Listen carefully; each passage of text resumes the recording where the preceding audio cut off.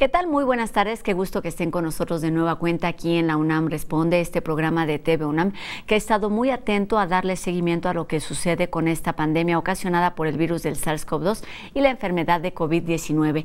Sabemos que son muchísimos los efectos que ha dejado este confinamiento en todo el mundo, pero también sabemos que son muchas las capacidades del ser humano para reinventarse.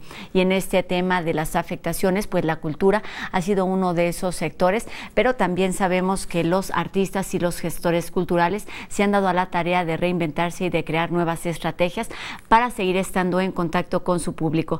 Esta tarde estaremos conversando con José Wolfer, quien es el director de música de nuestra universidad, y también conversaremos con Evo Sotelo, quien es la responsable de danza también de la Universidad Nacional Autónoma de México, para saber cómo están activando y reinventándose para estar presentes y activos durante todo este confinamiento, y también para saber lo que sucederá cuando el encierro haya terminado. Además de esta información, por supuesto, tenemos cultura, humor y algunos otros temas que esperamos sean de su interés. Quédense con nosotros durante los próximos minutos y comenzamos con el doctor Carlos Rosales, quien nos trae, como todos los días, información de utilidad para actuar responsablemente durante esta pandemia.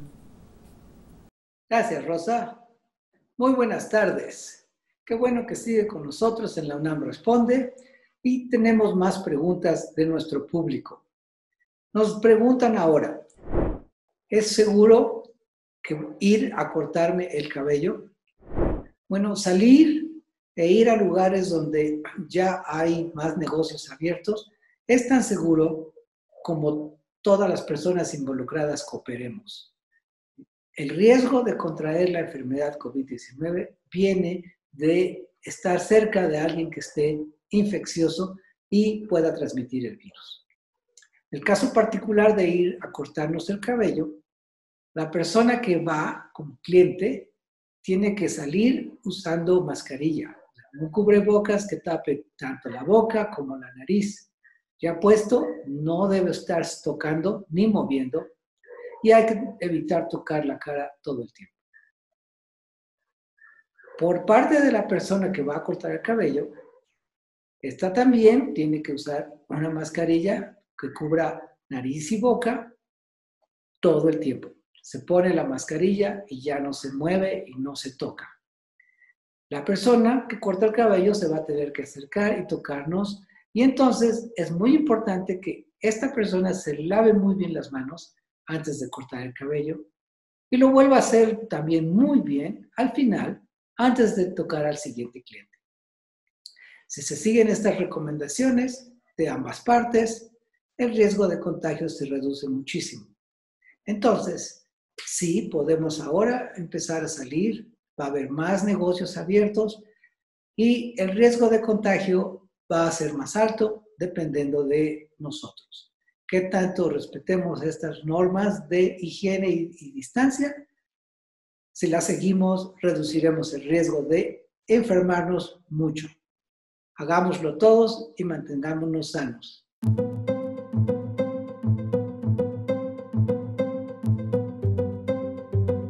¿Cómo lograr que todos esos compositores y que también las orquestas de nuestra universidad y que todo ese público que asiduamente visita los espacios culturales de nuestra universidad estén en contacto? Para resolver esta y otras preguntas, esta tarde estaremos conversando con José Wolfer, quien es el director de música de nuestra universidad. ¿Cómo estás, José? Buenas tardes.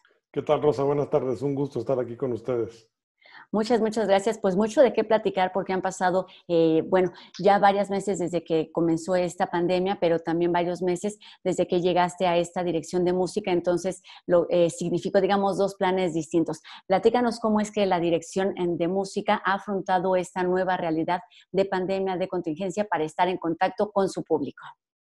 Claro que sí, Rosa. Bueno, fue para nosotros, como lo ha sido para todo el mundo, un ejercicio de transformación y de imaginación, de pensar de qué manera podíamos pues, generar una serie de propuestas para interesar a nuestros públicos, para también convocarlos a que se conectaran a las redes, ¿no? Y que estuvieran al tanto de lo que estamos haciendo.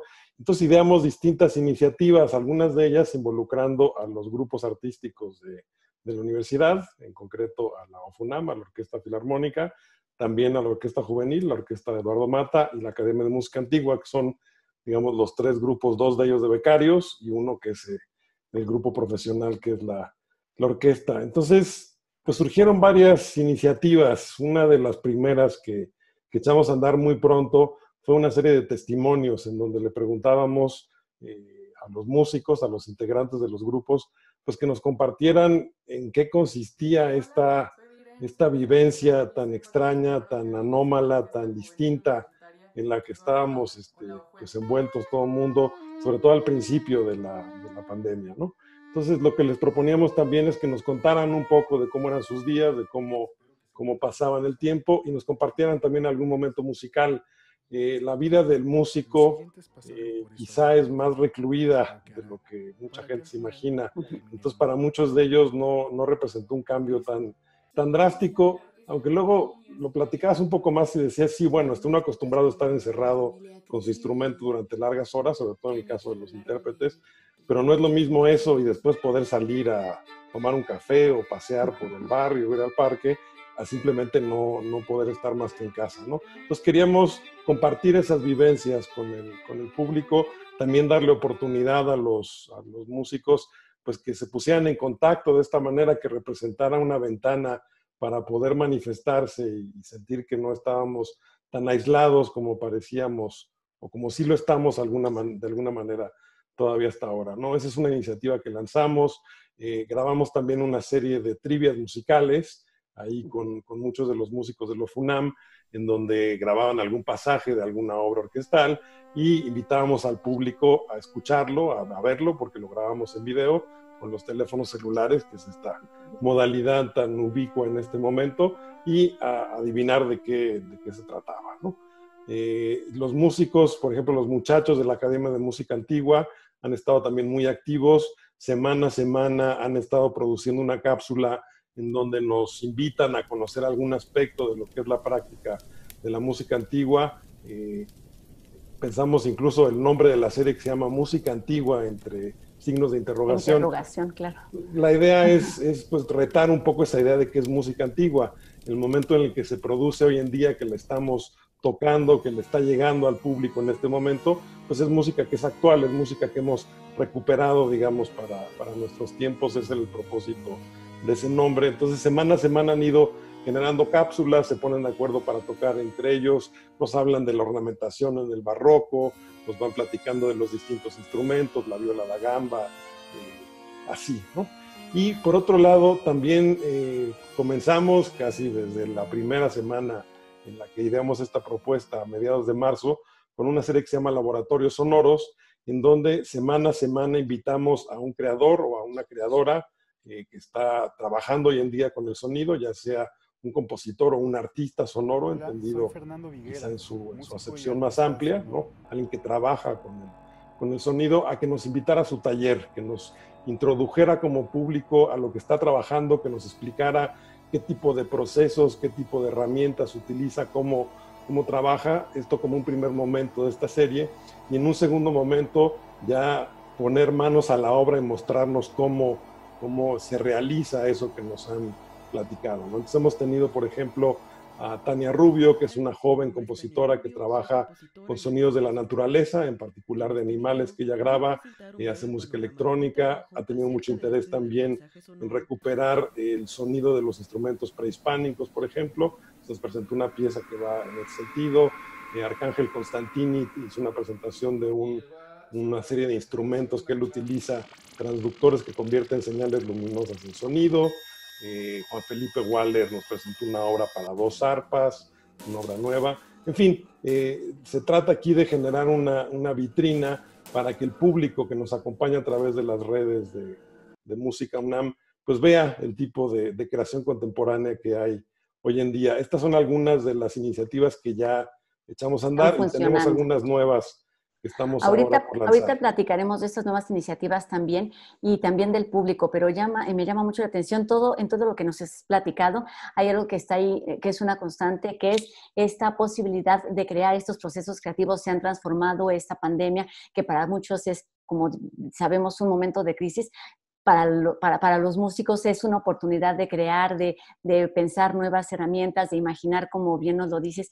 ¿Cómo lo ha tomado toda esta parte, toda esta comunidad que está pues ahí encerrada, pero sigue trabajando y sigue estando en contacto con el público? Mira, siguen trabajando, Rosa, siguen estando con el ánimo de mostrarse, de compartir con el público su trabajo, pero este ha sido un momento muy difícil en general para todo el sector musical y en general el sector cultural. Somos gente que trabajamos de manera presencial la mayor parte del tiempo. Entonces, la imposibilidad de hacerlo, pues ha representado, por supuesto, una dificultad muy seria. Ha generado también dificultades económicas, dificultades profesionales de gente que ha visto pues suspendidas sus fuentes de trabajo. Hemos tratado también en la medida en la que hemos podido de contribuir un poco a paliar esa situación. A mí me pareció muy importante desde un principio que cualquier presentación que tuviera lugar en nuestras plataformas fuera una presentación pagada. Me parecía importante que hubiera una retribución de por medio. Una de las transformaciones digamos, de paradigma que se ha dado en este momento, muy clara para mí, es que pensemos realmente en las redes como una herramienta de la que se pueda echar mano, no solamente para publicitar o difundir lo que se está haciendo en la actividad presencial, digamos, sino como un mecanismo en sí mismo. Hay gente, artistas visuales, sonoros de distintos campos, que lo hacen desde hace tiempo, pero creo que no lo habíamos asumido de una manera como tan clara y tan generalizada como ha sucedido ahora. Y en ese sentido, pues la generación de ese tipo de contenidos, pues supone un trabajo, supone un esfuerzo, supone una dedicación y creo que tiene que haber una retribución por ese esfuerzo que se está dando, ¿no? Entonces, así lo ideamos para tratar de alguna manera de poner nuestro granito de arena en esta situación, que si bien la hemos afrontado pues con entusiasmo, con ganas de poder mantener estos lazos con el público, de generar estos espacios, pues ha sido, por supuesto, un cataclismo para nuestra actividad. Para ¿no? todos, a todos los niveles. Oye, ¿cuál ha sido la respuesta del público? ¿Qué es lo que han encontrado más allá de todas estas pantallas y de todas estas herramientas digitales? Una respuesta muy favorable. Hemos estado también presentando algunos contenidos que quizás son un poco nuevos para el público que está más acostumbrado a la música clásica, a la música sinfónica. Esto que les comentaba recién, por ejemplo, de los laboratorios, pues es una manera de vincularse con la actividad creativa de hoy, lo que está sucediendo en este momento. Ha habido una respuesta muy favorable en ese sentido. Quizá una de las actividades que más repercusión ha tenido es que hemos estado posteando todos los días desde que empezamos. Vamos ya en el posteo número 70 y tantos, según me estaba viendo en este momento.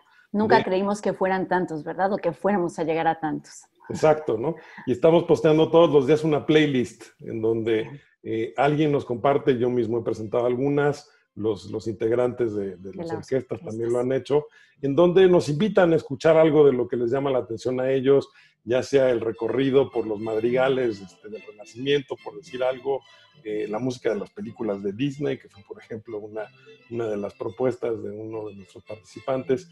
En fin, y ha habido una respuesta muy satisfactoria, creo que muy clara y muy entusiasta de parte del público.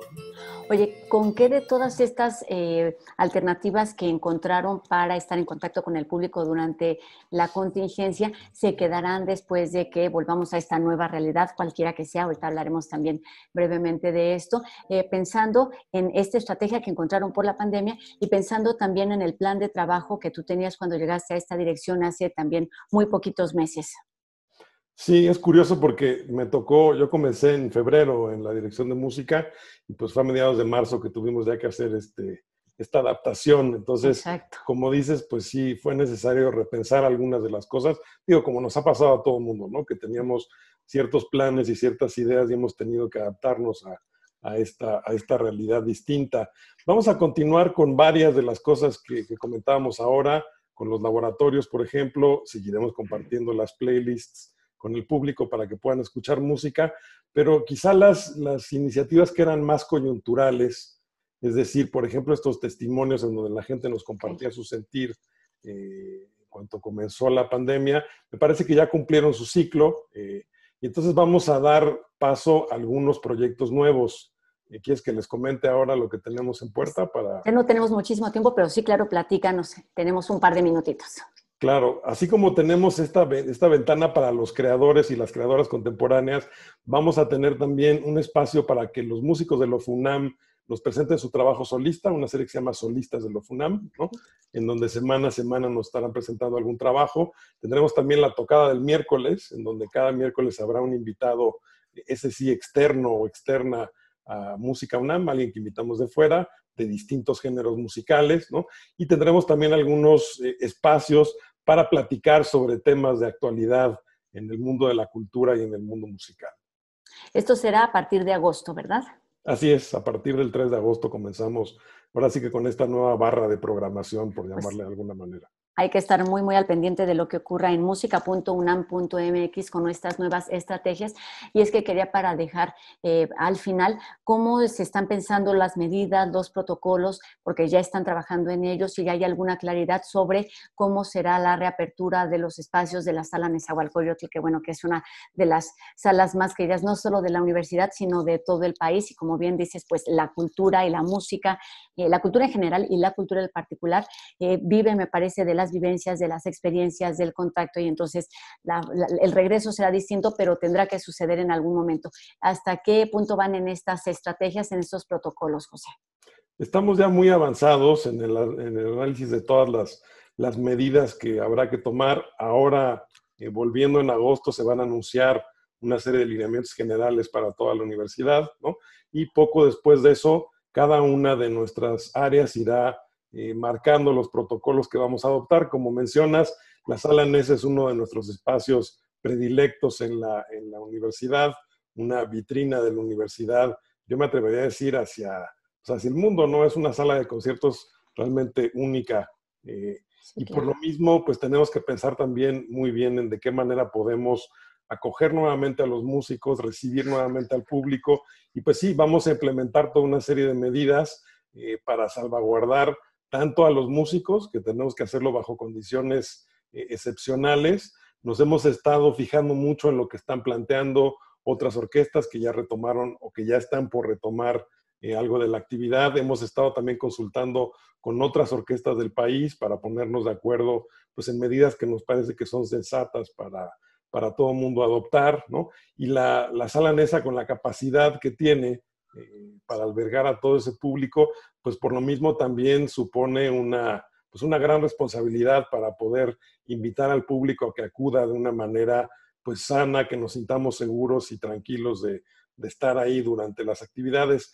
Estamos muy avanzados y lo vamos a presentar ahora que comencemos en agosto nuevamente la actividad luego de este parón de verano, ¿no? Y pues en cuanto tengamos las condiciones para hacerlo, estaremos comunicándolo para poder invitar nuevamente al público a que acuda de manera presencial. Mientras tanto, Rosa, mantendremos, por supuesto, esta presencia en las redes y seguiremos pues, ofreciendo estos distintos programas y estas líneas para que el público nos siga acompañando en nuestra oferta musical. Así es, seguramente hay muchísimas personas allá afuera que están esperando todas estas medidas y estos protocolos para que cuando las salas se abran, pues estén ahí en primera fila ocupando uno de estas butacas. Pero mientras tanto, de verdad la oferta es muy, muy atractiva. En música.unam.mx seguirán estos laboratorios sonoros, tocadas de los miércoles, ciclos sinfónicos, recitales, testimonios que estarán por ahí, como nos dices, algún tiempo. Entonces, pues hay mucho que conocer de la Dirección de Música de nuestra universidad, ahora a través de las pantallas. José Wolfer, muchísimas gracias por estos minutos para la UNAM Responde. Seguiremos en contacto ahora que estemos ya entrando ahora sí a esta nueva realidad y conozcamos todos estos protocolos y medidas. Muchas gracias, buenas tardes. Muchísimas gracias a ustedes, un gusto estar aquí con ustedes y con nuestro público. Pues gracias y enhorabuena, éxito en la reapertura de la Dirección de Música de la UNAM. Y bueno, es momento de hacer una pausa aquí en la UNAM Responde, pero no se vayan, al volver tenemos muchísima más información. Regresamos.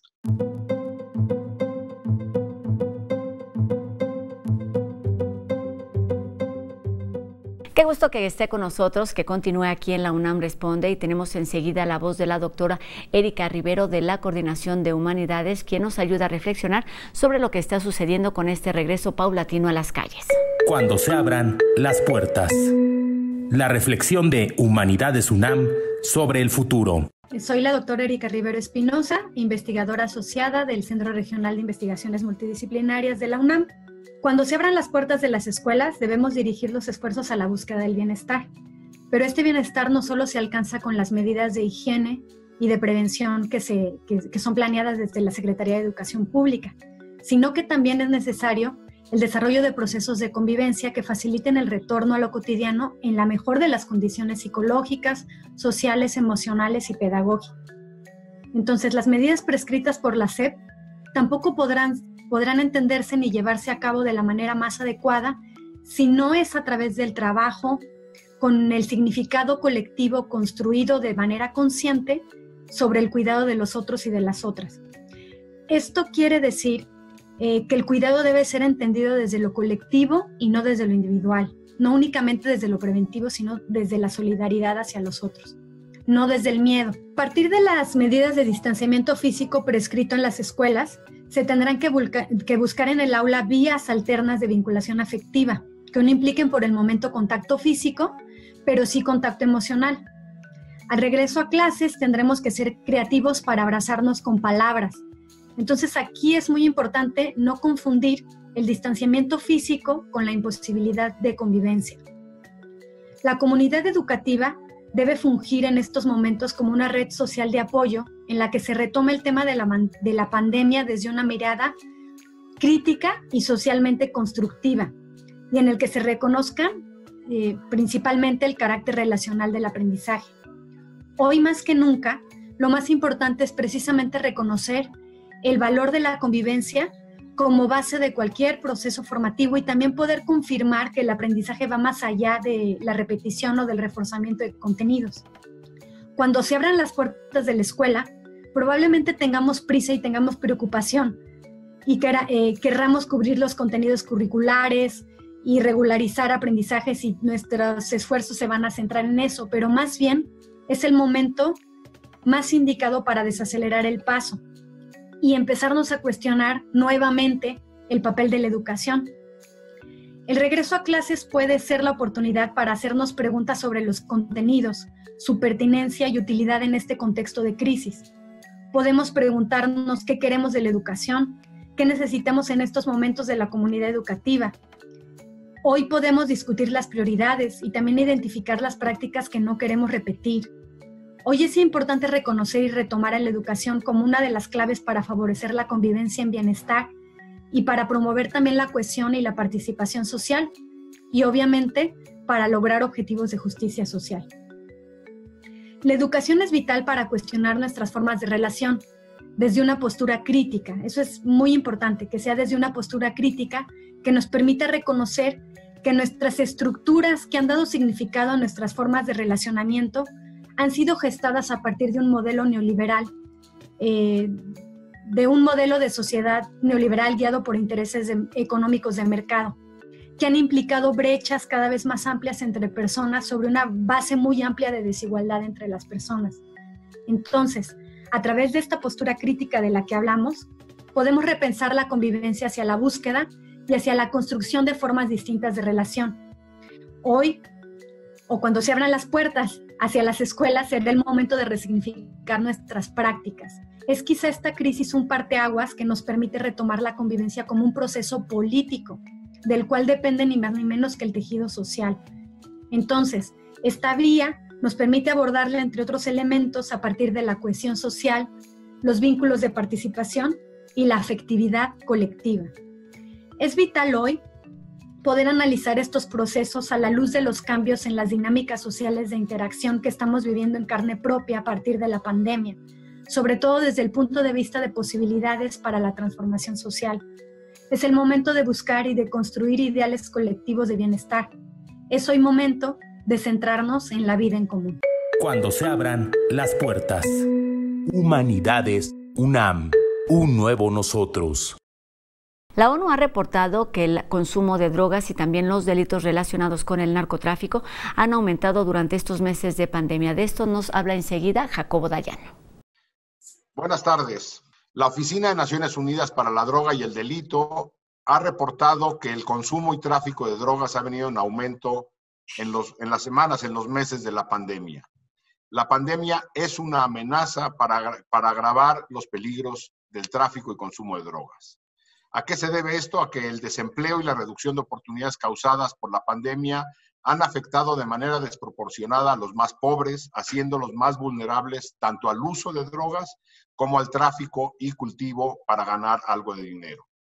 Las operaciones de cooperación internacional para atender el tema del tráfico de drogas están siendo menos prioritarias y han tenido más problemas de implementación. Las restricciones fronterizas y de otro tipo de restricciones relacionadas con la pandemia han generado escasez de droga en las calles, lo que ha provocado un aumento en los precios, mayor violencia e incluso que la droga que se esté consumiendo en buena parte del planeta sea de menor calidad, generando un problema de salud adicional. Las personas están buscando sustancias que reemplacen a la droga que no están encontrando en las calles, alcohol, medicamentos o algunas drogas sintéticas. Esta Oficina de Naciones Unidas para la Droga y el Delito alerta que de seguir estos patrones en el consumo y tráfico de drogas podríamos estar enfrentando un problema de salud pública muy importante. Es evidente el fracaso de la política prohibicionista en tema de drogas a nivel global. El consumo de drogas, esta misma agencia reporta, que ha aumentado muy rápidamente en los países en desarrollo en lo que va de este siglo y ha crecido más en los países en vías de desarrollo que en los países desarrollados. Este documento que se publica anualmente afirma que para el año 2018 había 269 millones de personas consumiendo drogas a nivel mundial, un aumento del 30% en tan solo 10 años. Es evidente que urge un cambio de política internacional con respecto a las drogas. La prohibición ha sido un rotundo fracaso. La pandemia agrava esta situación como muchas otras. Buenas tardes. Vamos con Anel Pérez a ver qué nos preparó esta tarde relacionado con Cultura UNAM. Hola, yo soy Anel Pérez y esto es Cultura UNAM en Casa. En esta ocasión, la revista de la universidad nos invita a ver el resultado de su edición especial Diario de la Pandemia. Podemos leer potentes y muy fuertes crónicas, presentes y futuras, de escritores de diversas latitudes que plasman su sensibilidad, sus miedos, su intimidad ante esta contingencia. Y si quiere leer más de estos textos apabullantes, visite en línea Revista de la Universidad y le aseguro que no va a dejar de devorar estos textos. Un abrazo a todo el equipo de la Revista de la Universidad y desde luego a todos los escritores que participaron en este Diario de la Pandemia. Vamos a verlo. La ansiedad. Mariana Enríquez. ¿Por qué tengo que ser intérprete de este momento? ¿Porque escribí algunos libros? Me rebelo ante esta demanda de productividad cuando solo siento desconcierto. Poder. ¿Qué podemos hacer? ¿Qué podemos pensar? En una charla con una amiga le dije, sinceramente, pienso poco. Es verdad, no encuentro reflexiones.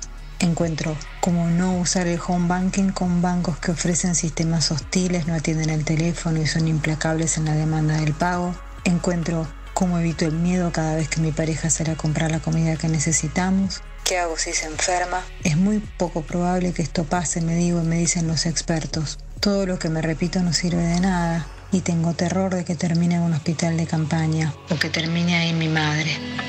Diario de una pandemia. Revista de la Universidad de México.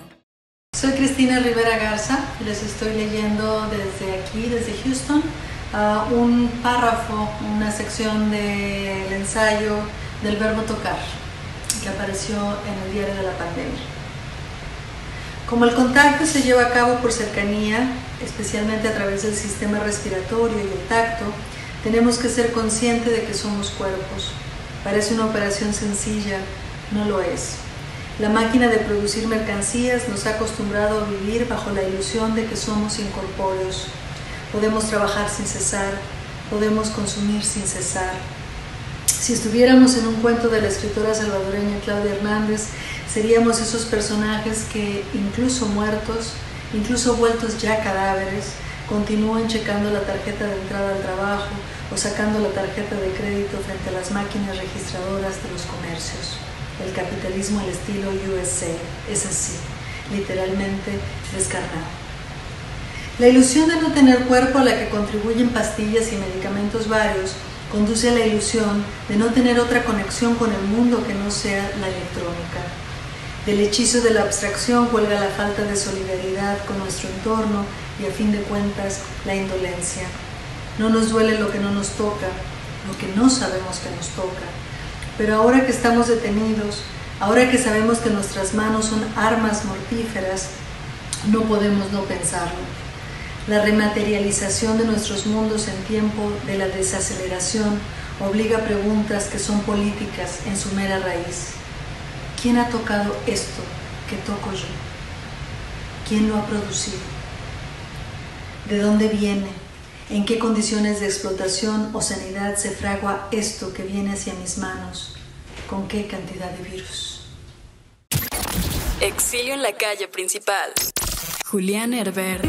No tengo buena opinión ni del gobierno de mi país ni de sus críticos acérrimos. Esta semana he ido 2 veces al supermercado y noto que la burguesía nacional no ha adquirido un gramo de sentido humanitario en el transcurso de la crisis.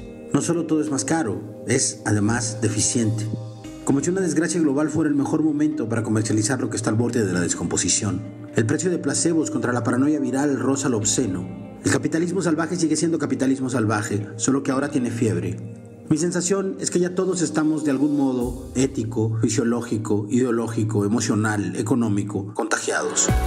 Si pretendemos que no es así, es por soberbia o mera urbanidad. Leo por todas partes sesudas opiniones de filósofos acerca de cómo el capitalismo, el comunismo, el estado policial, los estados débiles, los presidentes racistas, el heteropatriarcado, el feminismo, el criptosocialismo, el darwinismo económico, todas estas cosas van a caer o se van a empoderar o nos van a aplastar o nos salvarán. Todo depende de cuál sea la orientación ideológica previamente adquirida del pitonizo en curso. Diario de una pandemia. Revista de la Universidad de México. Alejandra Costamaña, Chile. Habíamos aprendido a encontrarnos. Por fin, habíamos recuperado el abrazo colectivo. Habíamos aprendido a salir de la burbuja del sálvese quien pueda para encontrarnos con el vecino en el caceroleo del balcón, en el pasillo del edificio, en la fila del negocio para comprar el pan, en las esquinas del barrio, en la plaza. Habíamos vuelto a cantar el derecho de vivir en paz o el baile de los que sobran desde las ventanas durante el toque de queda de ese octubre de 2019. Ver a los milicos custodiando la ciudad nos traía los peores recuerdos de la dictadura.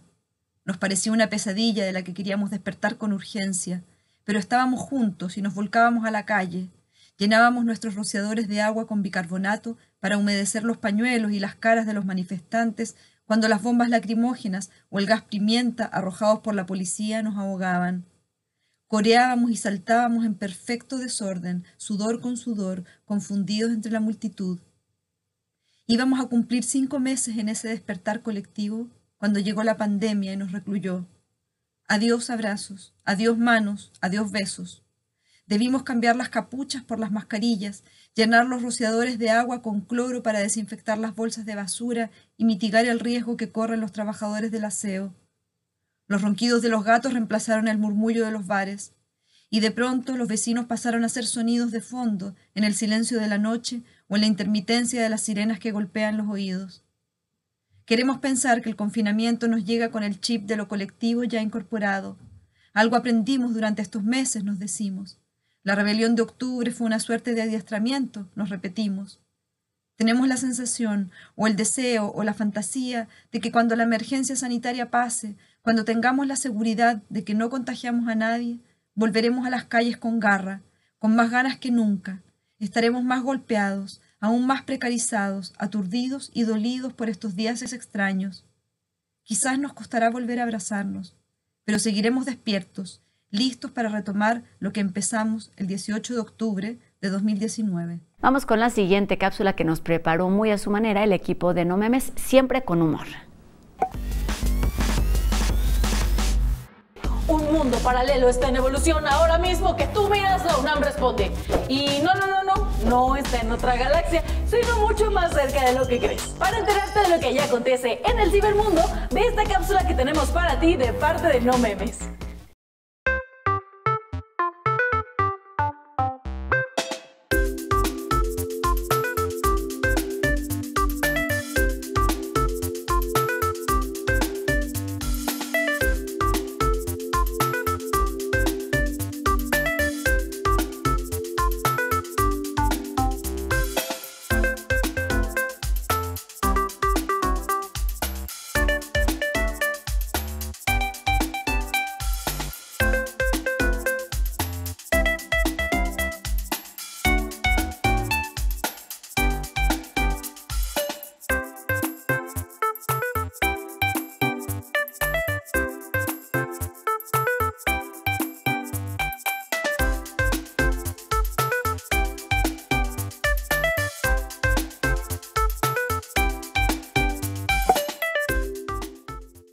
Seguiremos conversando lo que sucede en cultura, particularmente con la danza en nuestra universidad. Esto después de la pausa aquí en la UNAM Responde. No se vayan.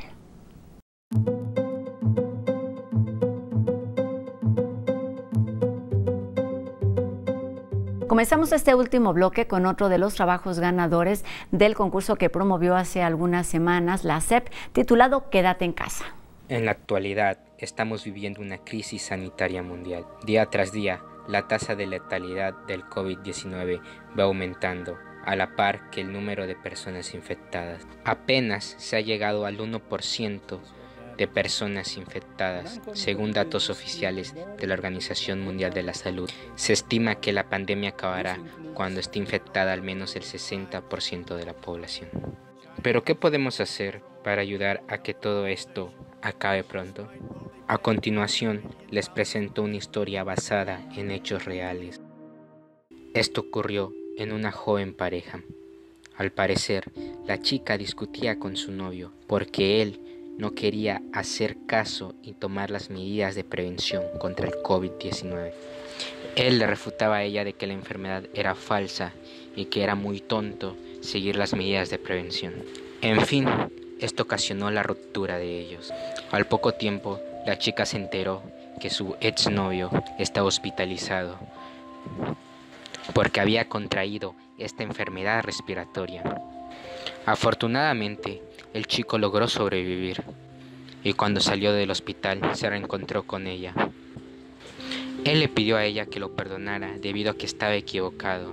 Esta historia termina en un final feliz, sin embargo, es una de miles de historias que terminan en tragedia y desgracia, debido a que personas tomaron una decisión equivocada. Pero ahora bien, los únicos que podemos contribuir a que esta pandemia acabe somos nosotros. No esperemos a que esto se expanda más, cuando podemos actuar ahora que todavía es temprano.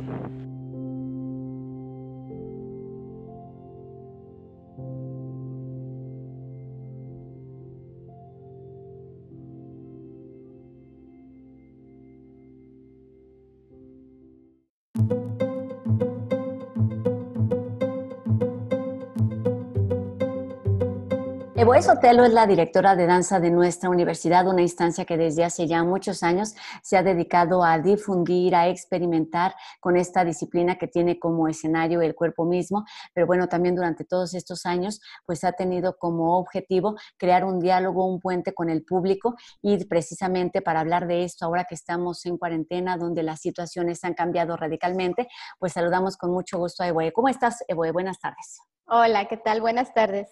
Gracias por la invitación. Un placer que estés aquí con nosotros en la UNAM Responde para hablar de cómo las distintas direcciones de nuestra coordinación de la cultura de la universidad pues se han reinventado precisamente para seguir teniendo actividad y estar en contacto con el público. Platícanos cómo ha sido este proceso al que se ha enfrentado desde la dirección de danza que tú diriges. La primera etapa del confinamiento fue complicada porque pues finalmente no esperábamos esto que está sucediendo, ¿no? Entonces hubo que en una primera instancia readaptar todos nuestros contenidos de programación a un formato virtual, pero una vez salvada esa etapa en donde pudimos reconformar la programación para poderla ofrecer a través de nuestras plataformas virtuales, ha sido muy interesante. Por un lado, ha sido como un descubrimiento de medios que no habíamos explorado suficientemente tal vez y ha sido un descubrimiento de oportunidades para ponernos en contacto con nuevos públicos y también para echar a andar estrategias nuevas que no habíamos pensado antes, ¿no? O sea, dar, por ejemplo, talleres libres y recreativos de danza a través de plataformas virtuales en donde hemos incrementado de manera tremenda nuestro público o talleres simplemente de danza, de yoga, de acondicionamiento físico que hemos implementado para justo tratar de apoyar este confinamiento que en mucho también ha sido complicado en términos de salud, ¿no? O sea, este esta baja intensidad en el trabajo corporal, o sea, por ejemplo, pensando en la gente que acostumbra, pues simplemente trasladarse en la ciudad, caminar unos minutos, o los intérpretes de danza que hacen sus clases diarias y que de repente se quedaron en una situación vulnerable, ¿no? O apoyar, por ejemplo, específicamente a la tercera edad en el manejo del estrés y de la condición física. Entonces, esto ha sido bien interesante. Nos hemos realmente encontrado con un público que no teníamos y eso no lo vamos a soltar una vez que esto termine, ¿no? Creo que es un hallazgo. Y también la producción de obra específicamente pensada para plataformas digitales, que ha sido también bien interesante este pensamiento alrededor del cuerpo en este lenguaje que tiene que ver con lo virtual, que ya evidentemente hemos explorado de otras formas, pero que en este estado de confinamiento nos toca de otra manera, ¿no? O sea, el contacto con el otro que está en una situación de confinamiento por meses, es muy específico y yo creo que ninguna de los que estamos vivos hoy en día lo habíamos considerado ni vivido antes, ¿no? Esto no nos había pasado. Entonces, hay algo que hemos aprendido y reconocido sobre el cuerpo y sobre el decir del cuerpo en esta situación que ha sido muy profundo y yo creo que pues dentro de todas las dificultades hay grandes aprendizajes también.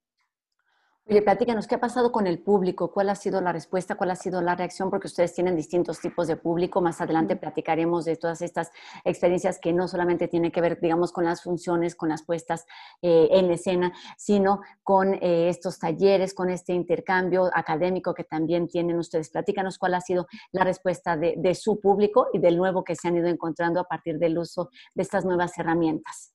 Claro, creo que nuestro público desde el principio tuvo una reacción muy, muy favorable a las propuestas que implementamos y creo que en general Cultura UNAM estableció un principio de relación con los públicos del arte y la cultura en relación a otras instancias, quizá a nivel federal y estatal.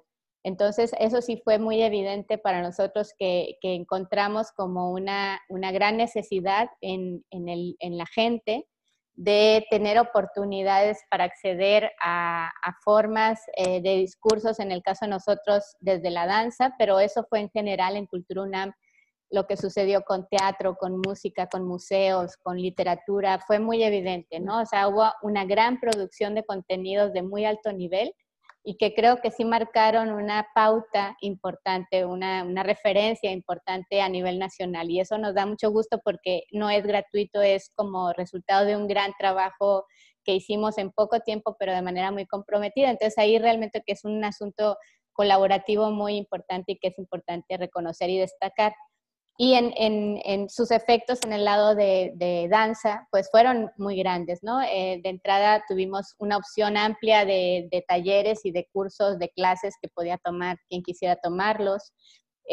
Tuvimos una oferta muy amplia de contenidos que estaban más bien como ubicados en la necesidad de reflexionar sobre el cuerpo a través de la cátedra Gloria Contreras, que coordina Raiza Pomposo, o por ejemplo el taller coreográfico ha estado sin descanso desde el día 1 hasta hoy, con contenidos de muy alto nivel, de todo tipo, como viajando entre una diversidad de opciones, desde el contenido de obra de la maestra Gloria Contreras, que es fundadora del taller coreográfico, hasta obra que es ballet contemporáneo de muy alto nivel y con una perspectiva de investigación muy actual.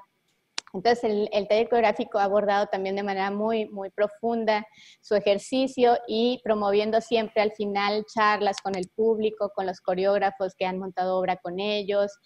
Han tenido todo este tiempo clases a distancia con coreógrafos en otros países. Ha sido una actividad muy, muy intensa. La DAJU, que es nuestra compañía danza contemporánea de jóvenes, también generando ellos obra coreográfica especialmente para plataformas digitales, haciendo investigación en el lenguaje del cuerpo en relación a tecnologías nuevas, ¿no? Y haciendo exploraciones del cuerpo desde una perspectiva intermedial. Entonces realmente ha habido pues mucha oferta desde lo académico y lo dancístico. Esto es lo que han propuesto, en lo que digamos, en lo que estuvieron pensando desde que nos enteramos desde que se iban a hacer estos espacios, de que nuestra realidad iba a ser distinta.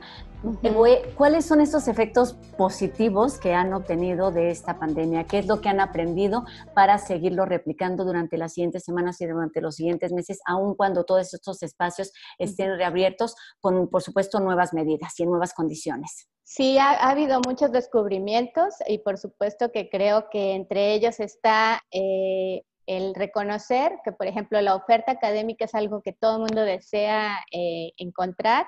Hemos abierto una oferta académica importante, ahorita acaba de cerrar y ya se dieron el día de hoy los resultados, el día de ayer, perdón, los resultados del diplomado en danza e intermediación tecnológica. Que es un diplomado que estamos implementando de manera gratuita para apoyar justo al sector de la danza y de los artistas escénicos en esta etapa. Entonces eso tuvo un éxito tremendo, tuvimos una respuesta de Austria, Finlandia, España, México, Colombia, Chile, o sea, hay como 12 países que respondieron de inmediato queriendo acceder al diplomado y obviamente la selección integra pues a alumnos de muchos países y ha sido súper interesante para nosotros encontrar eso, o sea que a través de las plataformas digitales podríamos incrementar nuestras ofertas, ¿no? Estamos a veces demasiado centrados en el trabajo presencial porque quizá la propia disciplina dancística tradicionalmente parte de eso, del trabajo presencial. Entonces, hablábamos hace un ratito con José Wolfer, precisamente, que aunque sean distintas disciplinas, las artes visuales, el teatro, la música y en este caso la danza, pues evidentemente se pueden aprovechar todas estas herramientas, pero quizá una de sus características y parte de su esencia es este contacto, es esta parte presencial. Exacto. Y eso ha sido bien interesante. Es decir, podemos, una vez que esto termine, que ojalá que sea pronto, pues yo siento que hay como un saldo a favor, que es haber ganado una serie de territorios en los que habíamos estado presentes, pero no con la intensidad que hemos estado ahora. Y esta intensidad ha permitido profundizar más en esas plataformas, ¿no? Entonces creo que de entrada nos quedaríamos con el seguir proponiendo alternativas de formación académica o actualización a través de plataformas digitales. Nos quedaríamos definitivamente con una oferta permanente de talleres de danza y de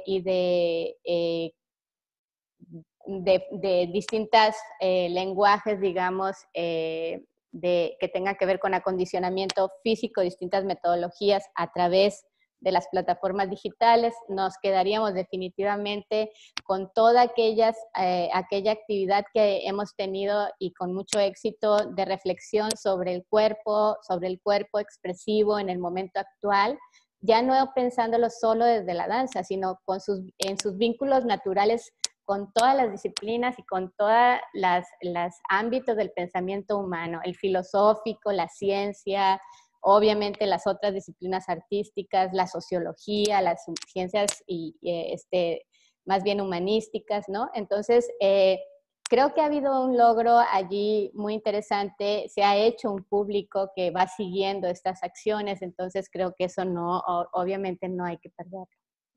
Oye, sabemos que por cuestiones de agenda, por cuestiones de presupuestos y de espacios, pues la programación se organiza, digamos, como con mucha anticipación. Cuando comenzó esto en marzo, pues se le puso pausa, pero platícanos más o menos en qué etapa están para este reinicio con esas obras que a lo mejor ya estaban programadas, cuáles se retoman, con qué van a reiniciar esta nueva etapa. Si sabemos que será para los próximos meses, aunque no haya una fecha definida, pues esto tendrá que suceder con medidas y con protocolos nuevos. Claro, hay distintas vertientes en las que vamos a trabajar entrando después de vacaciones y una vez que la UNAM establezca ya su fecha para comenzar actividades, obviamente de manera estructurada el próximo semestre, Pero lo que tenemos claro es que, por ejemplo, Taller Coreográfico ya está trabajando en un programa en donde está contemplando todas las cuestiones de seguridad sanitaria para llevar a cabo sus ensayos, sus montajes. Las obras que vamos a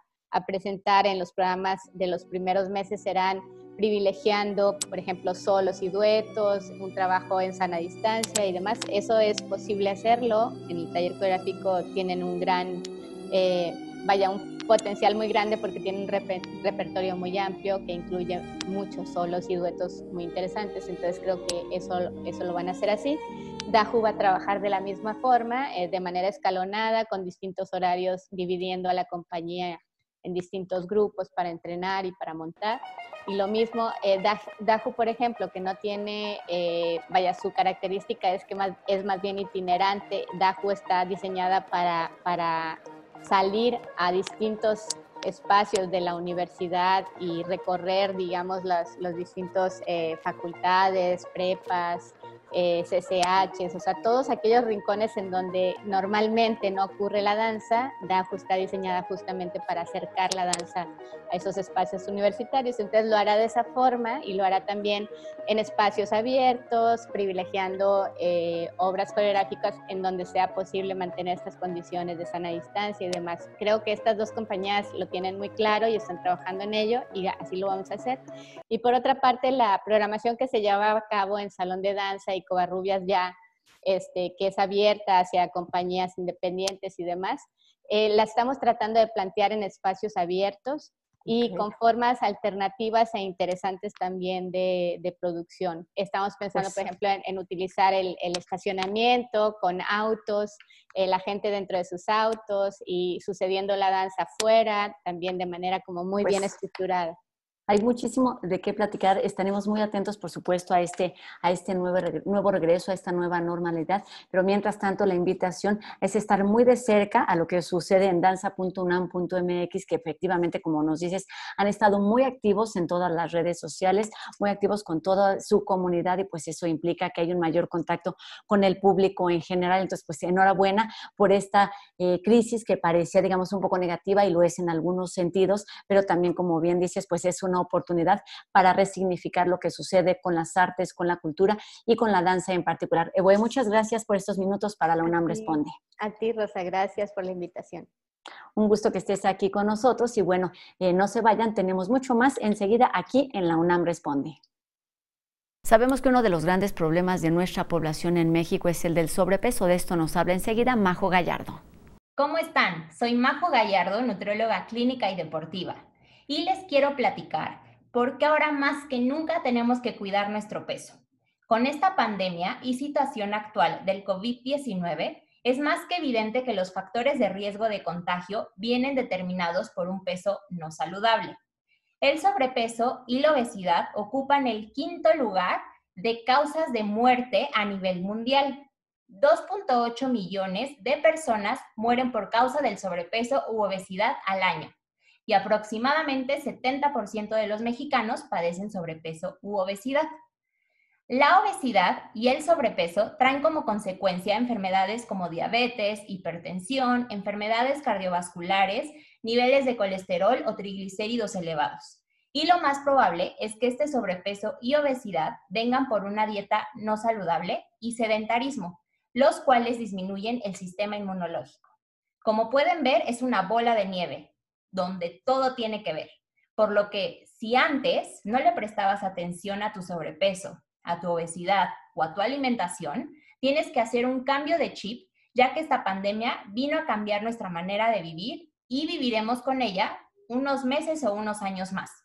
Sé que no será fácil cambiar de hábitos de la noche a la mañana, pero empieza poco a poco.